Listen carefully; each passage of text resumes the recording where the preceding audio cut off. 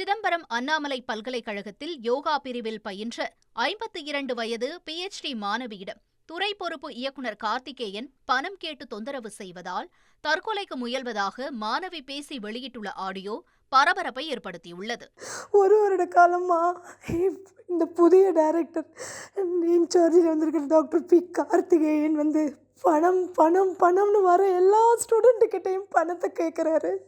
என்கிட்ட முன்னாடியே பணம் கேட்டார். நான் கணவன் இல்லாத 52 வயசு பொம்பளை, என் சிஸ்டர்ஸை நம்பி தான் நான் படிக்கிறேன். அவங்கள டிபெண்ட் பண்ணி 18,000 25ஆம் ஆண்டு சில்வர் ஜூப்ளிக்காக கிரானைடு கல் வைக்கிறேன், ஸ்பான்சர்டுன்னு உன் பேர் போடுறேன்னு சொல்லி எனக்கு அந்த மாதிரி ஒரு ஆசை வார்த்தையை காட்டி எனக்கு அந்த கல்லுக்கு காசு கொடுக்க வச்சார். அதை முடிச்சுட்டு இப்போ எனக்கு வைவா 24ஆம் தேதி நடக்க இருக்குது. இப்போ திரும்பவும் என்ன பணம் கேட்டு டார்ச்சர் பண்ணுறாரு.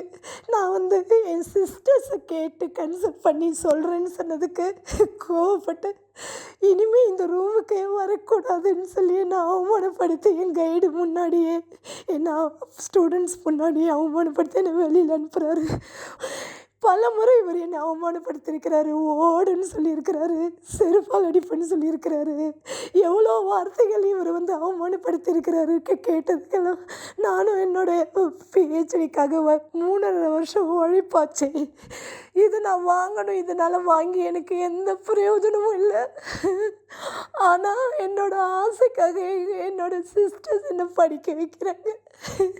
பல விதமான மன உளைச்சலுக்கு என்ன ஆளாக்கி இன்னைக்கு என்ன தற்கொலைக்கே தூண்டி இருக்கிறாரு.